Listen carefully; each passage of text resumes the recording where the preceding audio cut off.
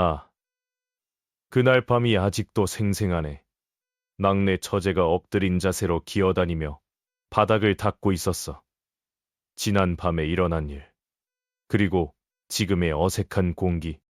하지만 내 눈은 처제의 뒷모습을 바라보고 있었지. 이미 한 번 가졌는데도 다가가는 게 쉽지 않았어. 죄의식을 가졌으니까. 하지만 나는 결국 그녀의 허리를 움켜쥐었고 어제보다 강하게, 아, 형부, 어제보다 더 좋은 것 같아요. 아, 그래, 네 형부, 멈추지 마세요. 더 세게 해줘요. 고요한 거실에 일정한 간격으로 둔탁한 부딪히는 소리만 더 강렬하게 느껴졌네. 죄책감도 이성도 그 밤엔 아무 힘이 없었어. 참, 서산의 바닷바람은 생각보다 거칠었어. 아침 일찍 가게 문을 열고 나와 셔터를 올릴 때마다 나는 내 삶이 얼마나 무거운지 다시 깨닫곤 했지. 요즘엔 이 바람도 미안해지네요. 당신한테. 나는 그렇게 혼잣말을 뱉으며 고개를 돌려 병원이 있는 방향을 바라보곤 했어. 그곳엔 아내가 있었네. 내 인생 전부였던. 그리고 지금도 내 하루를 지탱하게 만드는 사람. 55살의 아내 수진이는 3년 전부터 병원에 있었어. 처음엔 그저 피곤한 줄 알았던 몸살이 검사 끝에 희귀병이라는 이름표를 달고 우리에게 돌아왔지. 그리고 그날 이후 우리 부부의 시간은 멈춰 있었네. 형님, 오늘도 병원 가세요. 단골 손님이 묻는다. 나는 짧게 고개를 끄덕이고 웃는다. 병원비, 생활비, 그리고 아내의 약값까지. 쉬고 싶어도 쉴 수 없어. 가게를 접는 날이 곧 아내의 치료가 멈추는 날이니까. 그런 내 곁에 얼마 전부터 한 사람이 더 있었어. 서울에서 내려온 아내 막내 여동생 윤정이가. 형부, 제가 언니 돌볼게요. 제가 해야 할 일이에요. 윤정이는 아직 40을 넘긴 미혼의 여자였어. 시집도 안 갔고 성격은 올곧고 야무졌지. 내겐 그저 너무도 고맙기만 한 사람이었네. 딸이 쓰던 빈 방에 머물게 했고 그녀는 병원에 있는 시간이 더 많았어. 나는 퇴근 후 늦은 밤에야 집에 들어오곤 했는데 그럴 때면 거실에 놓인 따뜻한 국과 다려진 셔츠 그리고 조용히 틀어둔 조명 속에 윤정의 손길이 느껴졌네. 그녀는 말을 아꼈고 조심스러웠어. 하지만 그 모든 게 이상하게도 요즘 내 마음속 어딘가를 건드리고 있었지. 어떻게 그런 생각을 해? 나는 스스로를 다그쳤네. 윤정이는 그저 아내의 동생이고 나는 지금 아내를 기다리는 남편이야. 그런데 왜 오늘 아침 윤정이가 머리를 묶으며 부엌으로 가던 그 순간 나는 잠시 그녀의 목덜미를 그리고 허리선을 눈길로 따라가고 말았을까? 글쎄, 딸아이는 이제 서울에서 직장 생활을 한다. 대학도 취업도 모두 수도권에서 해결했고 우리 집엔 더 이상 자식들의 발걸음이 드물어. 그 아이가 쓰던 방에는 이제 윤정이가 머무르고 있지. 처제는 병원에서 자는 날이 많고 집엔 씻으러 오거나 가끔 빨래를 챙기러 들르곤 하네. 그러니 딱히 부딪힐 일도 없었어. 하지만 희한하게도 집안이 정갈해지고 따뜻해졌다는 느낌이 들었네. 욕실 수건이 항상 가지런히 걸려있고 주방에는 국물 하나 끓여놓고 간 흔적. 그리고 내가 무심코 벗어놓은 양말이 어느 날엔 깨끗이 세탁대 바구니에 얌전히 놓여있기도 했지. 형부, 이거 제가 좀 치웠어요. 불편하셨으면 말씀해 주세요. 아니야, 고맙지. 너 없었으면 나 정말 힘들 뻔했어. 그 말은 진심이었네. 정말 고마웠어. 그러다 어느 날 퇴근하고 돌아온 늦은 밤, 불이 꺼진 거실에서 조용히 내 방문을 향해 걷고 있는데 욕실 문이 딸깍 열리는 소리가 들렸네. 머리를 감은 뒤였는지 윤정이는 머리카락을 수건으로 감싼 채 헐렁한 티셔츠와 반바지 차림으로 나왔어. 그 순간 나는 멈춰섰네. 빗방울이 드러낸 목선, 젖은 머리카락이 어깨를 타고 흐르며 느껴지는 체온. 눈이 떨어지지 않았어. 그리고 내 마음 깊은 곳에서 이상한 감정이 꿈틀거렸네. 안 돼. 이건 아니다. 나는 고개를 숙이고 등을 돌려 방으로 들어왔어. 심장이 이상하게 빨리 뛰었네. 그저 고마운 마음이야. 그것뿐이야. 스스로에게 수십 번 말해 보았지만 그날 이후 나는 자꾸만 거실 방향으로 시선을 주고 있었네. 그날 밤 이후 나는 방에 들어가 문을 닫고도 한참을 벽만 바라보며 앉아 있었네. 그 장면이, 그 눈빛이 머릿속에서 떠나지 않았어. 우연이었을까? 아니면 일부러였을까? 형부, 이거 드셔보세요. 병원 다녀오시느라 지치셨죠? 윤정이가 건넨 것은 고구마 죽이었어. 뭐 대단한 음식도 아니었지만 누군가가 내 하루를 걱정해 준다는 그 마음이 유독 따뜻하게 느껴졌네. 고맙다. 정말 맛있네. 나는 젓가락을 내려놓으며 그렇게 말했어. 처제는 미소로 대답하고는 조용히 자리를 정리했네. 조용한 밤이었어. TV도 꺼진 거실. 식탁 위엔 은은한 스탠드 조명이 켜져 있었고 나는 무심코 그녀의 뒷모습을 바라보고 있었네. 허리를 숙이고 설거지를 하는 그녀의 모습, 단정하게 묶은 머리 뒤로 드러나는 목덜미, 그리고 잘 정리된 어깨선과 스르륵 내려앉은 티셔츠 자락 사이로 살짝 드러나는 허리의 곡선. 나는 순간 눈을 질끈 감았네. 안 돼. 그런 생각하지 마. 이건 내가 할 수 있는 생각이 아니야. 하지만 이상하게도 그날 이후로 나는 윤정이가 부엌에 있을 때면 괜히 물을 가지러 간다든가 휴지라도 찾는 척하며 다가가게 되었네. 그녀는 눈치채지 못했는지 언제나 평온했어. 형부, 왜 그렇게 저를 멍하니 보세요? 어느 날 그녀가 조용히 웃으며 그렇게 물었네. 그 순간 나는 심장이 철렁 내려앉았어. 아, 그냥 네가 이 집을 참 아늑하게 만들어줘서 그랬어. 억지로 뱉은 말이었네. 그녀는 미소를 지었어. 그 웃음 속에 어떤 의미가 있었을까? 나는 모른다. 아니, 모른 척하고 싶었어. 이 감정이 그저 스치는 마음이길 바랐네. 그리고 절대 행동으로 이어지지 않기를. 하지만 정말 그럴 수 있을까? 그날은 유난히 피곤했어. 병원에 다녀오고 가게에서 하루 종일 서 있던 다리는 뻣뻣했고 마음은 묵직했네. 아내의 상태는 점점 나빠지고 있었어. 그녀는 아직도 웃었네. 항암제에 지친 얼굴로도 나만 보면 고생했어요. 여보라는 말부터 꺼냈어. 그 미소를 보고 나는 더더욱 이 집에서의 이상한 감정들을 떨쳐내야 한다고 다짐했네. 하지만 집에 돌아온 밤 욕실 문이 열려 있었어. 무심코 지나치려다 나는 그 안에서 머리를 말리는 윤정이를 보았네.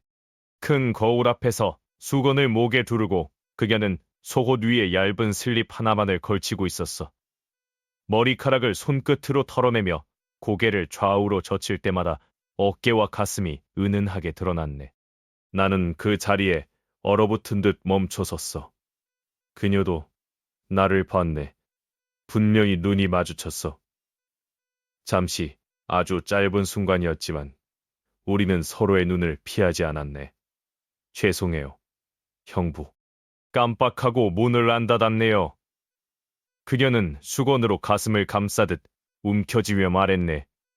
아니야, 내가 먼저 미안하다. 나도 깜짝 놀랐네.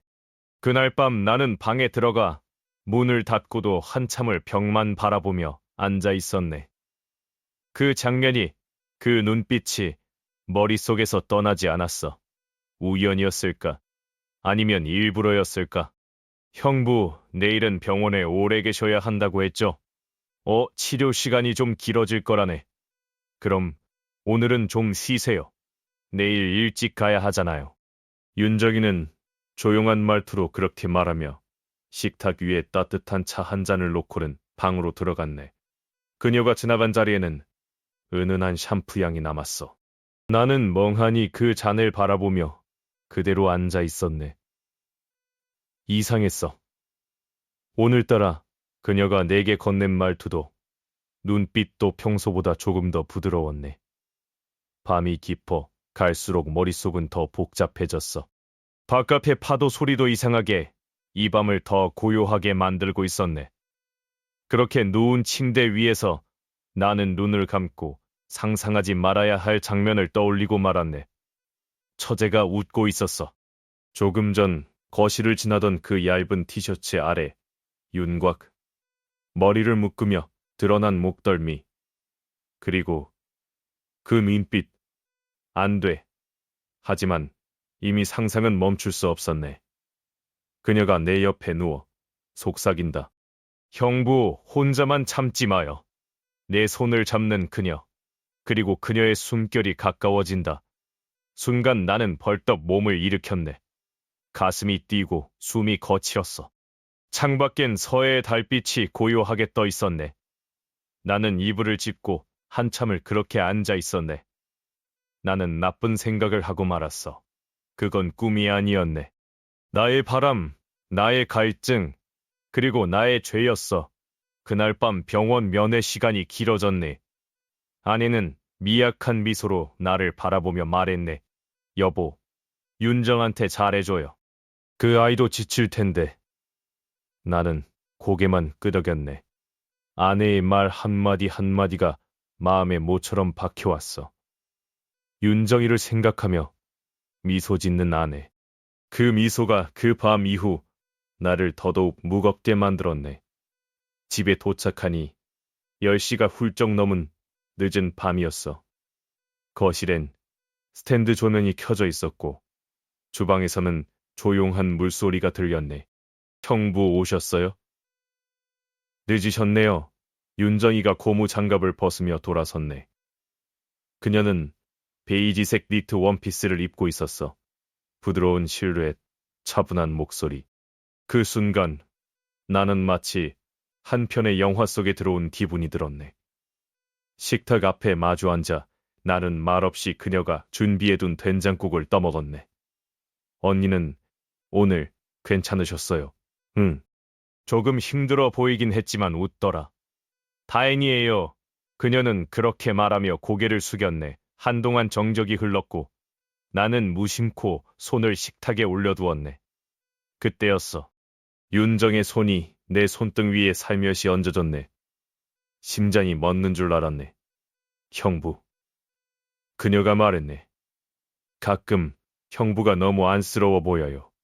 그녀의 눈이 붉어져 있었네. 나는 그 손을 뿌리치지 못했어. 오히려 내 손가락이 천천히 그녀의 손을 감쌌네. 숨소리가 얕아졌네. 공기마저 무겁게 내려앉은 밤이었어. 그 누구도 이 장면을 보지 않았네. 하지만 우리 둘은 이미 알았어. 돌아갈 수 없다는 걸. 어두운 거실. 스탠드 조명이 뿜어내는 주황빛 아래. 우리는 마주 앉아 있었네.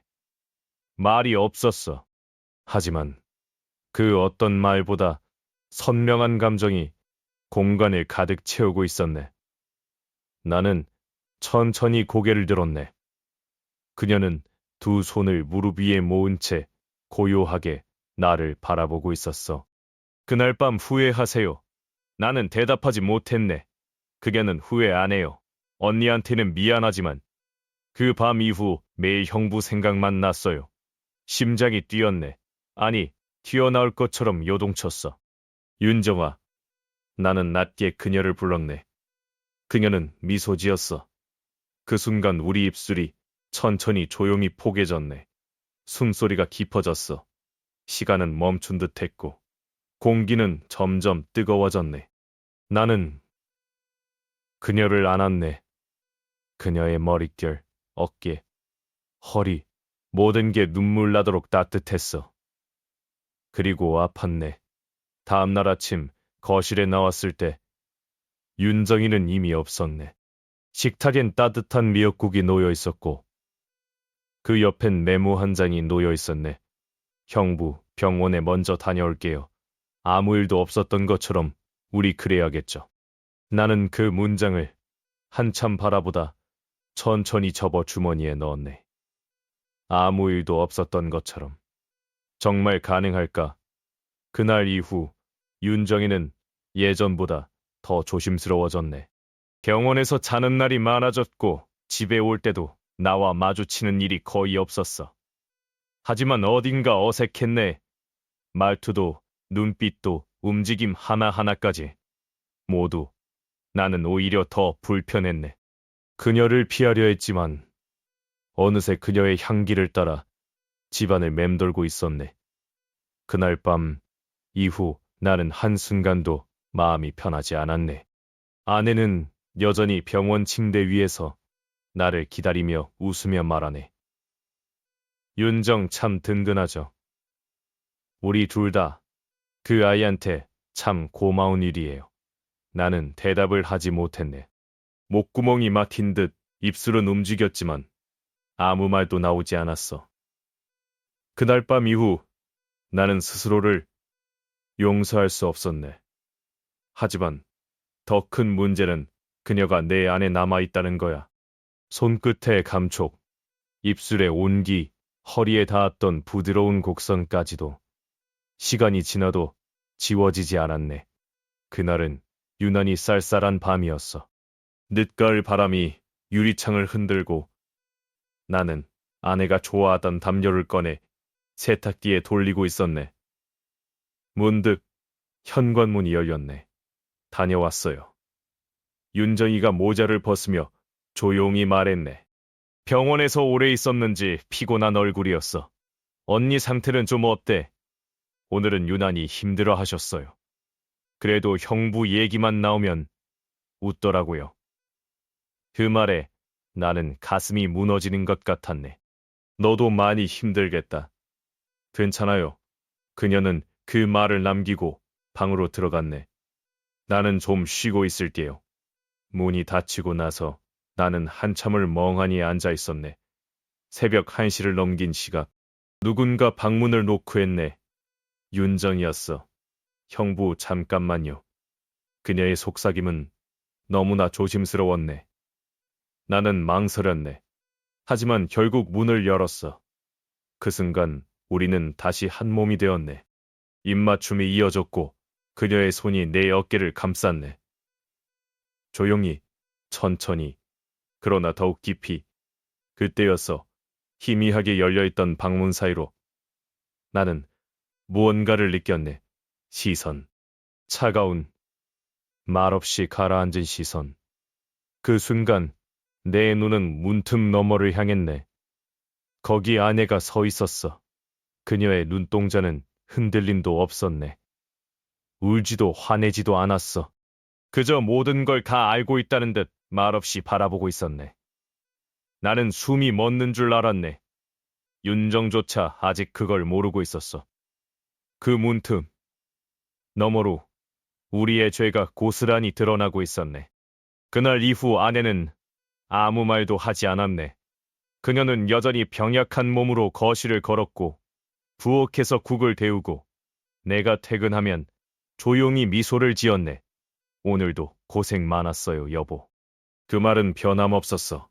하지만 그 눈빛, 그 말투, 그 웃음 뒤에 말로 설명할 수 없는 무언가가 느껴졌네. 윤정이는 알지 못했네. 아니, 모른 척하고 있었어. 나는 매 순간 불안했네. 아내의 눈빛이 어느새 나를 보는 것이 아니라 내 깊은 속을 꿰뚫고 있는 것처럼 느껴졌네. 여보, 우리 서해 바다 한번 나갔다 올까요? 갑작스러운 제안이었네. 나는 망설였지만 고개를 끄덕였네. 그날 서해의 바람은 차가웠네. 그녀는 휠체어에 앉아 바다를 바라보았어. 그리고 아주 조용히 말했네. 윤정 착한 아이죠. 나는 대답하지 못했네. 그 아이가 언제부터 형부를 그렇게 바라봤을까요? 나는 머리를 숙였네. 아, 끝났구나. 그 생각만 들었어. 나 알고 있었어요. 그녀의 목소리는 차분했고 단단했네. 문틈 사이로 봤을 때 이상하게 눈물이 안 나더라고요. 아, 끝났구나. 그 생각만 들었어요. 나는 고개를 들 수 없었네. 그녀는 덧붙였네. 용서는 말이 아니라 그저 그대로 두는 거예요. 나는 끝까지 사랑한다는 말 못했어요. 그녀는 알고 있었네. 모든 걸. 하지만 끝까지 나를 원망하지 않았어. 그리고 그래서 나는 더 견딜 수 없었네. 그날 이후 윤정이는 집에 들어오지 않았네. 병원에서도 전화기 속에서도 그녀는 자취를 감췄네. 그리고 아내는 그날 바닷가에서 다시 병원으로 돌아가기를 거부했네. 집에 있고 싶어요. 마지막까지 당신 옆에서 숨쉬고 싶어요. 나는 고개를 끄덕였네. 그리고 그녀는 집에서 생을 마감했네. 손을 잡은 채 끝내 눈을 감으며 남긴 마지막 말. 미안해요. 당신한테 미안해서. 나는 끝까지 사랑한다는 말 못했어요. 그녀는 알고 있었네. 모든 걸. 하지만 끝까지 나를 원망하지 않았어. 그리고 그래서 나는 더 견딜 수 없었네. 그날 이후 윤정이는 돌아오지 않았네. 병원 간호사에게 묻자 며칠 전 퇴원 수속 마치고 짐 정리에 가셨어요. 그 말뿐이었네. 연락처로 전화를 걸어도 없는 번호입니다. 그녀는 내 삶에서 그렇게 조용히 사라졌네. 아내는 그날 바닷가에서 다시 병원으로 돌아가기를 거부했네. 집에 있고 싶어요. 마지막까지 당신 옆에서 숨 쉬고 싶어요. 나는 고개를 끄덕였네. 그리고 그녀는 집에서 생을 마감했네. 손을 잡은 채 끝내 눈을 감으며 남긴 마지막 말. 미안해요. 당신한테 미안해서. 그날 이후 집은 너무 조용하네. 세탁기가 돌아가는 소리도 없고 식탁에 따뜻한 국물도 없네. 가끔은 현관문이 열릴 것만 같아. 윤정이가 수건을 머리에 감고 나와 형부 다녀오셨어요 하고 말할 것만 같아. 하지만 돌아오는 건 텅 빈 집안을 울리는 서해의 바람 소리뿐이야. 나는 이제 혼자야. 윤정도 아내도 모두 떠나고 이 집엔 나 혼자 남았네. 바다는 여전히 그 자리에 있어. 모든 걸 알고 있는 듯한 그 너른 수평선은 오늘도 말이 없네. 그리고 나도 이제 말하지 않기로 했어. 사랑은 죄가 아니야. 하지만 누군가의 아픔 위에 피어난 사랑은 결국 벌을 받게 되어 있지. 참, 그날 이후 나는 스스로를 용서할 수 없었네. 하지만 더 큰 문제는 그녀가 내 안에 남아있다는 거야. 손끝의 감촉, 입술의 온기, 허리에 닿았던 부드러운 곡선까지도 시간이 지나도 지워지지 않았네. 그날은 유난히 쌀쌀한 밤이었어. 늦가을 바람이 유리창을 흔들고 나는 아내가 좋아하던 담요를 꺼내 세탁기에 돌리고 있었네. 문득 현관문이 열렸네. 다녀왔어요. 윤정이가 모자를 벗으며 조용히 말했네. 병원에서 오래 있었는지 피곤한 얼굴이었어. 언니 상태는 좀 어때? 오늘은 유난히 힘들어 하셨어요.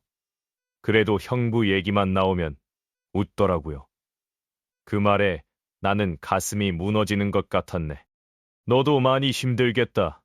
괜찮아요. 그녀는 그 말을 남기고 방으로 들어갔네. 나는 좀 쉬고 있을게요. 문이 닫히고 나서 나는 한참을 멍하니 앉아 있었네. 새벽 1시를 넘긴 시각. 누군가 방문을 노크했네. 윤정이었어. 형부, 잠깐만요. 그녀의 속삭임은 너무나 조심스러웠네. 나는 망설였네. 하지만 결국 문을 열었어. 그 순간 우리는 다시 한 몸이 되었네. 입맞춤이 이어졌고 그녀의 손이 내 어깨를 감쌌네. 조용히, 천천히, 그러나 더욱 깊이. 그때였어. 희미하게 열려있던 방문 사이로 나는 무언가를 느꼈네. 시선. 차가운 말없이 가라앉은 시선. 그 순간 내 눈은 문틈 너머를 향했네. 거기 아내가 서 있었어. 그녀의 눈동자는 흔들림도 없었네. 울지도 화내지도 않았어. 그저 모든 걸 다 알고 있다는 듯 말없이 바라보고 있었네. 나는 숨이 멎는 줄 알았네. 윤정조차 아직 그걸 모르고 있었어. 그 문틈 너머로 우리의 죄가 고스란히 드러나고 있었네.